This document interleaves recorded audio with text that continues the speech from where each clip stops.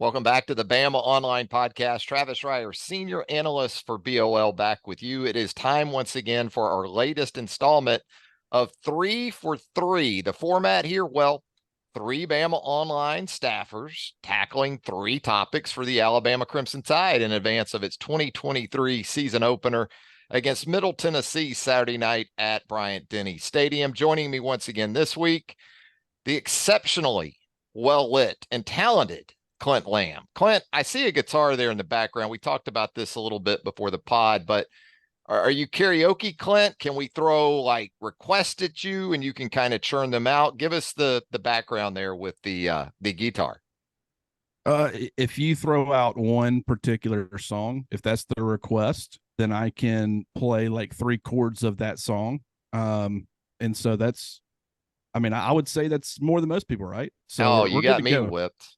I had great intentions when I bought the guitar, Travis. I was planning on being, the next great guitar player. I tried for like maybe 2 hours and then decided, you know what, we're going to stick to football. But I did learn 2 or 3 chords of one song during that 2-hour span. And so, hey, it's a start. We have a similar background with the guitar then. The wife one year bought me a Strat just out of the blue with a amplifier. And I think I learned just a couple of chords. I got these fat fingers, that are short. That doesn't seem to translate well with picking there on the guitar. That's my excuse anyway. That's what I'm going with. A guy who doesn't need any excuses joining us as well. That's Jimmy Stein. Now, Jimmy, I see with you, you've got that number 2 miniature helmet on the shelf there. Is that signed by David Palmer, or what are we talking about with the helmet? It actually is signed by David Palmer. I'm not really a huge autograph guy. I am a little bit just like anyone, but I think that is the only autograph thing I have ever purchased where the guy wasn't in front of me signing. You know what I mean? That's because I'm a huge David Palmer guy. He's always been my Alabama guy, always will be. And even none of these Heisman winners could knock Palmer off that perch for me. So yeah, that's the signed Palmer helmet. Yeah, I think no one's going to question Jimmy's bandwagon fandom, because 90% of the Bama fans nowadays, I feel like, would assume that that's like a Patrick Surtain or somebody similar, but not Jimmy. Jimmy's going with the old school. Yeah, old heads like Jimmy and I, that the deuce resonates still all these years later, no doubt about it. One of the greatest to ever do it for the Crimson Tide. I'm not an autograph guy either. I know people see the jerseys in the background here, Chipper Jones, Jerome Bettis. To be totally honest, a friend of mine years and years ago had a sports bar in Northeast Florida that unfortunately didn't quite make it. I got great deals on both those jerseys. They were boxed, framed, signed. That's why I got them. I like them. I like both those guys, but I kind of like Jimmy when it comes to the sports memorabilia and the autographs as well. All right, fellas, let's get into it. From 3 to 1, 3 questions for the Crimson Tide prior to the 2023 lid lifter. Let's start with this one. And Clint, you get the first swipe at it. Most approve on Saturday night, Alabama's offensive line or its defensive front 7, Clint? Man, that's such a great question, because I feel like a lot of people, there's high expectations for the defense, right? And I think that everybody understands the defense is going to play a huge role in whatever level of success that Alabama has this season. But the hype, especially recently, and it's been this way from some people all throughout the offseason, but recently it feels like the offensive line has started to generate a lot of buzz. Now, I've said since the spring, when we heard great things about the offensive line, and then you got to A-Day and what we saw as far as being able to consistently move people in the run game and stuff, you really didn't see it. I've said the time to roll out that you're back to being the old dominant physical up front Alabama is not in an A-Day performance. It's not against MTSU either. It's more so Texas week 2, where you really say, this is, we're back to playing that bully ball. I think people will be concerned if they don't see Alabama pushing around that Middle Tennessee defensive front. But I think for this particular game, next week will be a completely different answer for me. But for this week, I'm going to go with the defensive front. And because there's been concerns about that, I think people are excited about the offensive line and where it's heading. They're excited about the defense as a whole, but if there's one question mark, it is the defensive front. And, I think that if you can see them dominate up front in this type of setting, then that, I don't think you can take away a ton from it. But at the same time, I do think it would bode well if they get pushed around, allow some success, to Middle Tennessee's rushing offense. You might have some Alabama fans concerned heading into that week 2 performance against Texas.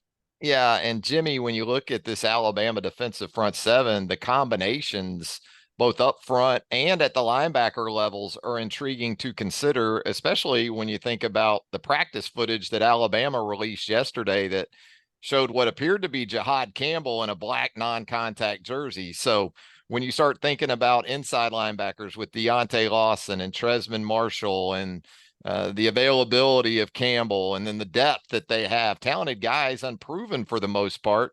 But up front, a lot of productivity that needs to be replaced with Byron Young moving on to the next level.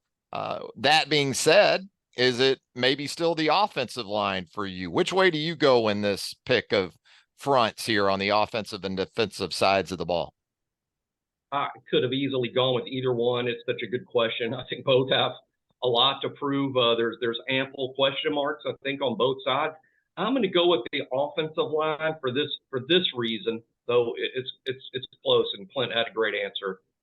I think 2 seasons ago, Bryce Young won the Heisman Trophy, but he did it behind an offensive line that, per Alabama standards, was pretty bad. For college football, it was average, but for Alabama, that wasn't a good offensive line. Bryce was sacked something like 40 times, which is absurd considering how athletic the kid is and what a good decision maker he is. But it wasn't a good offensive line. The quarterback was just spectacular. Last year, the offensive line I thought was improved, and Bryce was hurt for a good chunk of the season, but the offensive line was improved. Now you have a completely different quarterback situation. The quarterback is not the first pick in the draft. He's not very likely going to win a Heisman Trophy. I think the offensive line has to be radically improved to give the new quarterback a chance. It's not Bryce Young. It's not a guy that's able to do it on his own. Whenever you have a new quarterback, a young quarterback, a quarterback that's maybe a step back or two from what you just put on the field, everyone around him has to be better. The receivers have to be better. The backs have to be better. The tight ends have to be better. But certainly the offensive line has to give the guy as much of a chance as possible. That means being dominant in the run game to take a lot of pressure off of him. That means providing pristine protection to give him enough time to go through reads, to get comfortable in the pocket, to not have him take the snap and just have to bail like would have been the case in 2021. So I'm going to go with the offensive line because they not only have to be improved, they need to be really good to give this young quarterback a chance. Yeah, I think when you look at this question and you think about it in terms of both aspects, I think Clint hit on this too. Texas is going to be the prove it game, really, for this team in general in week 2.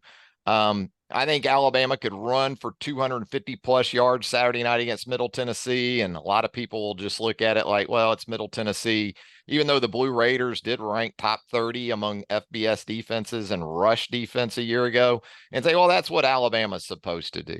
Defensively, Middle Tennessee on the offensive side isn't going to really challenge Alabama with the run game like Texas might be able to do with some balance a week from Saturday in Tuscaloosa. So I'm going to go, though, with the offensive line for the simple fact that what have we heard this entire offseason and through the preseason? The identity of this football team starts with physicality, and understand the defensive front has a big role in that as well.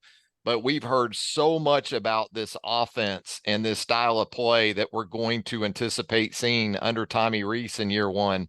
You're talking about a unit that's really carrying the torch for this entire team, at least going into the season, and how you expect Alabama to get back to physically imposing its will on opposing defenses and teams in general. So with that, let's get to topic number 2. Guys, defender most likely for Alabama to produce the first takeaway of the 2023 season. Jimmy, you get the first crack at this one.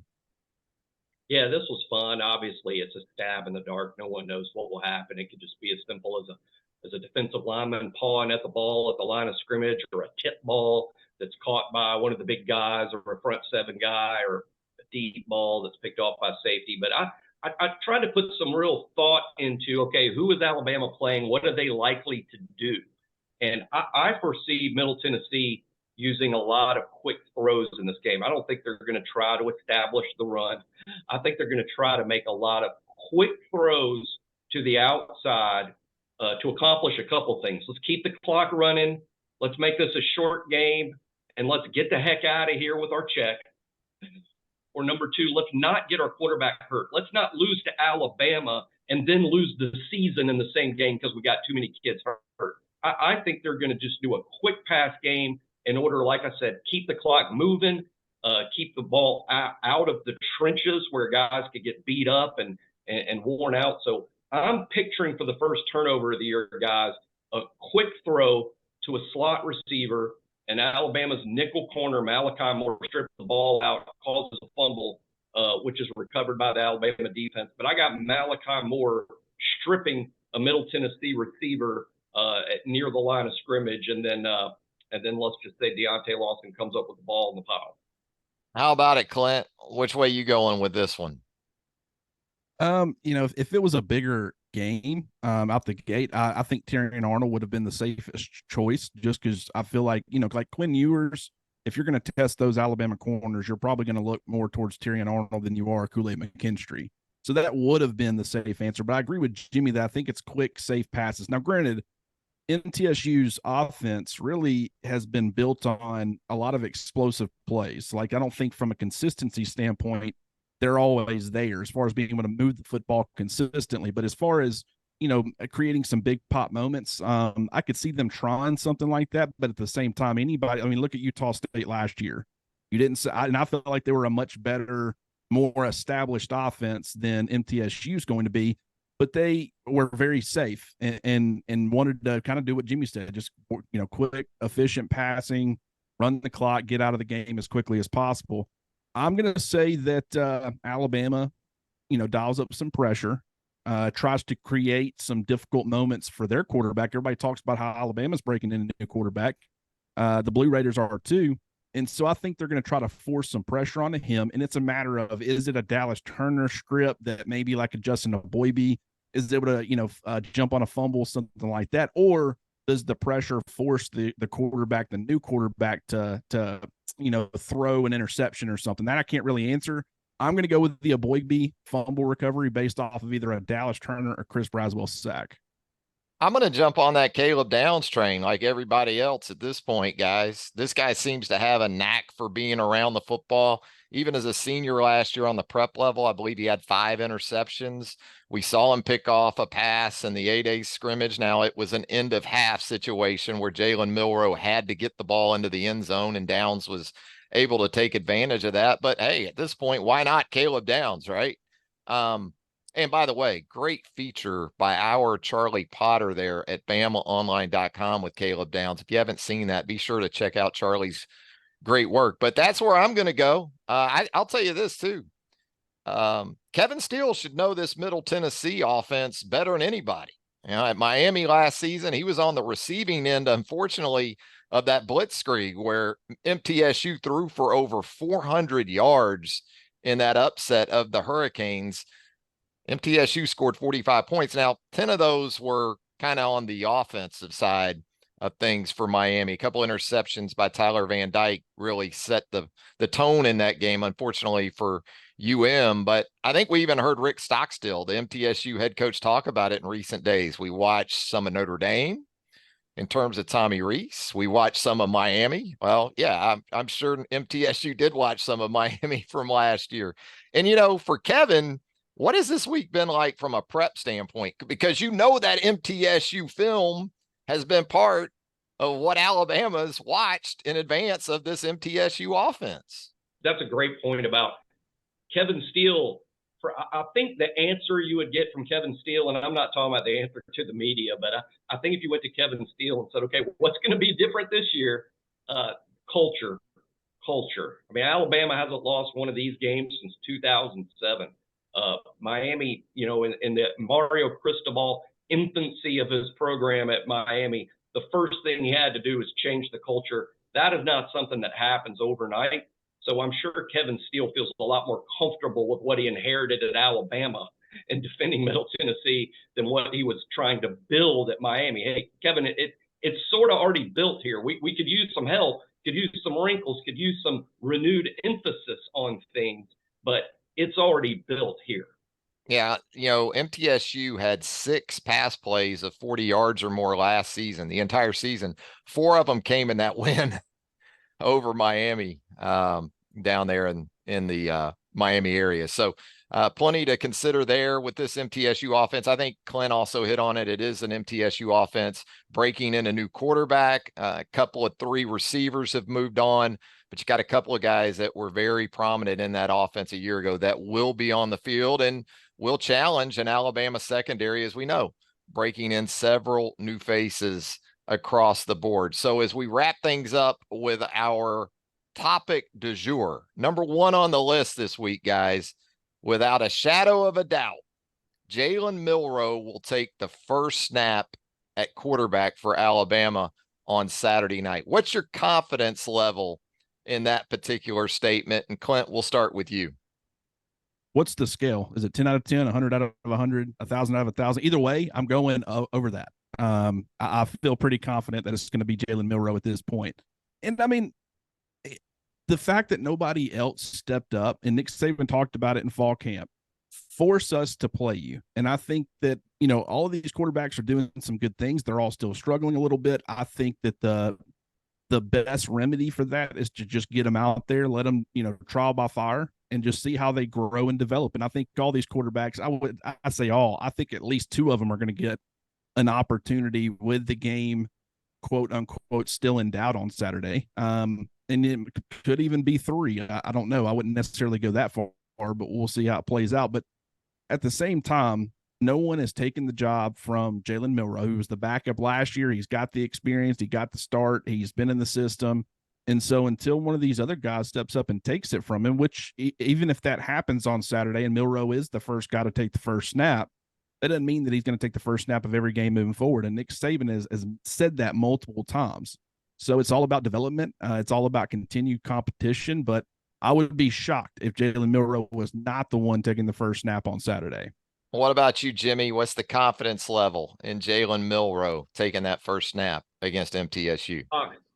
Yeah, it's a high confidence level, like Clint, very, very high. I will say I will back off slightly from where Clint is with that, but I'm very confident it will be Jalen Milroe. The reason I would say back off slightly is I think there's room here, even though Milroe's kind of been the first quarterback with the first team since the first practice of the spring, much less the fall camp. But, maybe there's room here for Nick Saban to be telling Jalen Milroe late, hey, I gave you every opportunity. You can't say you didn't get opportunity and you never took off with this and never separated yourself from the others. So I'm going to give, Buckner, who's got the most experience, the start against Middle Tennessee. I think there's a very small possibility that could be the case. But I tend to look at things for what they are. And Jalen Milroe has been the first quarterback with the first team, like I said, going all the way back to spring practices. Now, if you count all practices and spring practices, now we're up to high 30s, 36 practices, 38 practices. We have no evidence whatsoever that Milroe hasn't been the first team quarterback with the first team offense in all 37 practices.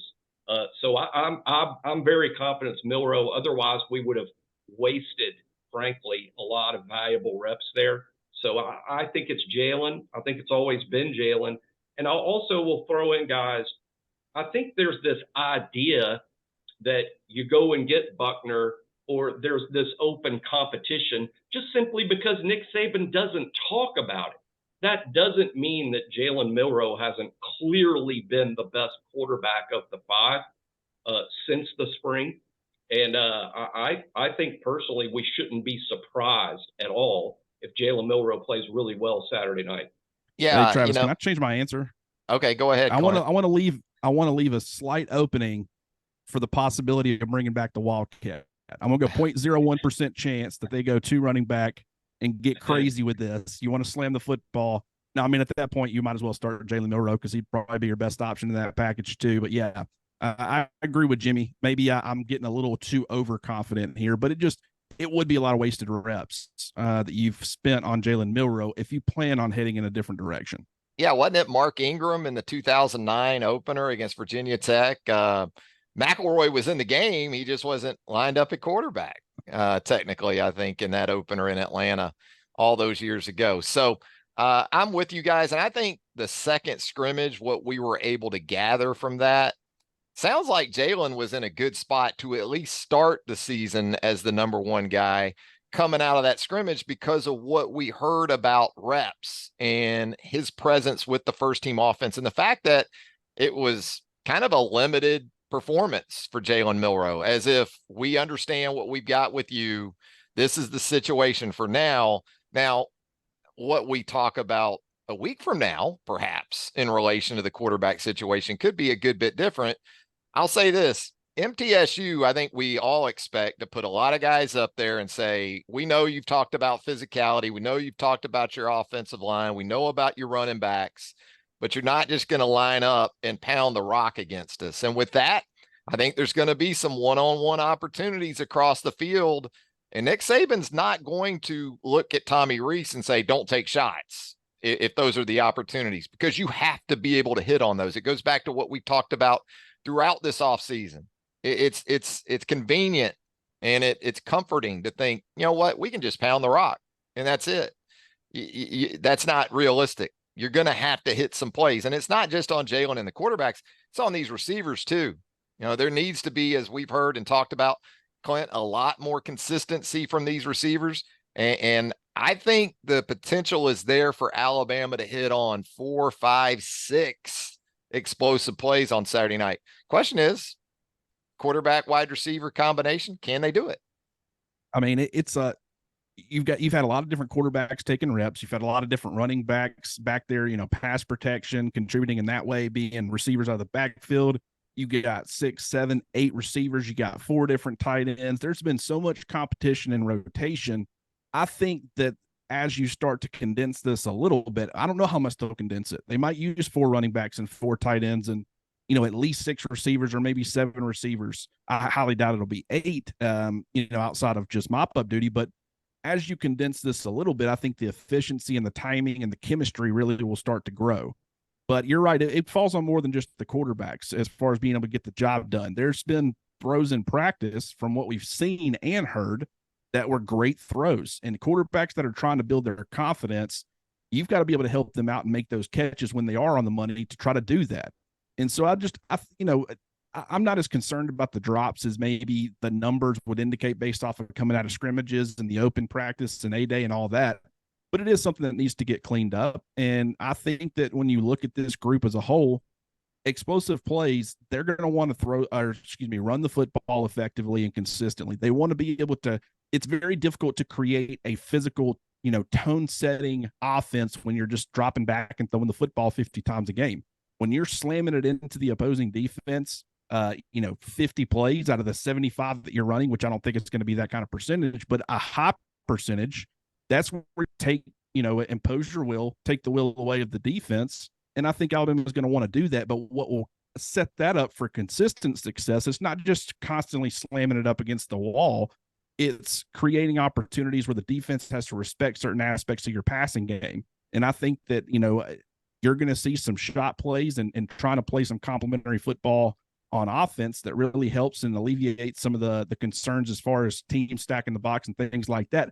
And if teams are stacking the box and they're doing a lot of those different things, you're now setting your passing attack or your quarterback up with ideal conditions. And so if you can just simply have a quarterback that can take advantage in those situations, I think Alabama, could end up having a very good passing game, but not necessarily because I think they're going to get elite quarterback play, but because the conditions and the way that they set up the offense as far as being able to run the football will set up those ideal conditions. Yeah, to Clint's point, Jimmy, how many of these running backs are you expecting to see in the first half alone? I think 4. I think we're going to see all 4 of these backs, the top 4 of the 5 anyway. I think we're going to see Jace McClellan. We're going to see Roydell Williams. We're going to see Jam Miller, and we're going to see Justice Haynes, assuming Justice is in a good place from a health perspective. We know he's been dealing with an issue here of late. If all of that is all those things are equal, Jimmy, is that what you're kind of anticipating? Not only for the running backs, but hell, we might see 4 or 5 tight ends in the first half too. It is tremendous depth. To me, it's what defines this team. And at running back, at tight end, even at wide receiver, there's just a number of quality bodies at all of these spots. And yeah, I can. My answer would be 4 running backs in the first half. And you went over them: Jace, Roydell, Jam, and Justice. Certain of 3. Certain that we'll see Roydell Williams, Jace McClellan, and Jam Miller in that first half. I believe we will see Justice Haynes in the first half. If not, Justice Haynes could get a large number of reps in the second half. But all 4 will be in the plan. All 4 will play. 4 tight ends at least in Amari Knobloch, C.J. Dupree, Danny Lewis, and Robbie Ouse.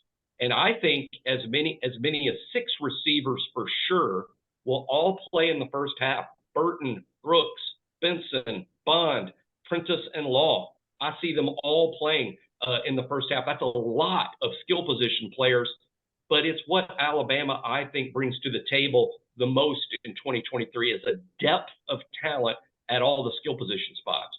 And the continued evaluation of these guys. You know, at wide receiver, you're still searching a little bit. You have guys that by committee are capable of producing and complementing one another. Same thing at the tight end position as well. But boy, so much to figure out in this upcoming matchup with Middle Tennessee. And guys, as always, appreciate you taking time here on 3 for 3. Clint, look forward to your continued work on the website, BamaOnLine.com. Same with Jimmy. Guys, be safe in the upcoming days. And boy, we've got SEC football Thursday night with Florida, Utah. And then we're going to go right through the weekend, including LSU, Florida State to wrap up the weekend. I guess you guys, Clint, pretty well set, pretty well ready to go. Utah, Florida, in just over 24 hours. It's been a long off season, but we're here. We're finally here. What about it, Jimmy? I mean, how many televisions you got set up in Casa de Stein? I mean, you got there's 3 that get a lot of. I don't do the hey, they're all stacked together. I keep them in separate rooms, but I pace. I'm a pacer when it comes to football. I like pacing between rooms and seeing what's going on. But I'm going to watch a ton of football, including even Monday night, Clemson at Duke. Wow. Sidebar. One of my best friends in the world, his daughter is Riley Leonard's girlfriend. So I've been a Riley Leonard fan for a long time. He's from my hometown, and we trained him at QB country. So I'm a big Riley Leonard fan, and he gets his shot at home to knock off Clemson and Dabo Monday night. So I'm really excited about that one too. Yeah, those Mobile area quarterbacks, they seem to work out pretty good. Seems like, not bad. Not bad. There's been a few that have worked out, even at Alabama. Yeah, no doubt about that. Absolutely. You've had a handful going back a ways at the quarterback position for Alabama from that Mobile area. Hey, we're going to be talking plenty about quarterbacks, as you might expect, at BamaOnline.com coming up in the coming days. We'll be continuing our preview of the 2023 season opener, courtesy of Charlie Potter, Clint, Jimmy, and myself. And also, don't forget, from a recruiting standpoint, big list of visitors expected in Tuscaloosa this weekend. We'll have a running list of those prospects and analysis. You're going to be able to find that on our premium message board, the Roundtable. A lot of that information going to be provided to you by Joseph Hastings, Andrew Bone, Tim Watts. So you don't want to miss out on the recruiting coverage as well. Thanks again to Clint and Jimmy for being a part of 3 for 3. And from the 3 of us, thanks for watching. And until next time, so long, everybody.